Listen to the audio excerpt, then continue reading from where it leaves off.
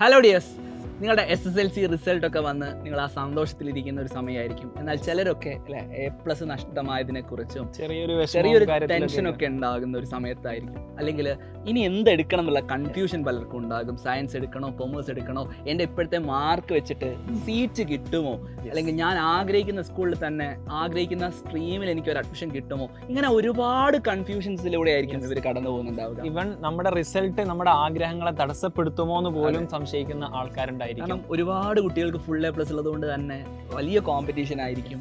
അതുകൊണ്ട് തന്നെ നിങ്ങൾ ആഗ്രഹിക്കുന്ന രീതിയിലുള്ള ഒരു അഡ്മിഷനൊക്കെ ലഭിക്കുമോ എന്നുള്ള കൺഫ്യൂഷനും, അല്ലെങ്കിൽ ഏത് ചൂസ് ചെയ്യണം എന്നുള്ള കൺഫ്യൂഷൻ, അത് ഏറ്റവും വലിയൊരു കൺഫ്യൂഷനാണ്. 10ാം ക്ലാസ് കഴിഞ്ഞിട്ട് ആദ്യമായിട്ടാണ് ഇവർ ഇങ്ങനെ ഒരു സ്ട്രീമുകൾ ചൂസ് ചെയ്യുന്ന ഒരു സിറ്റുവേഷൻ വരുന്നത്.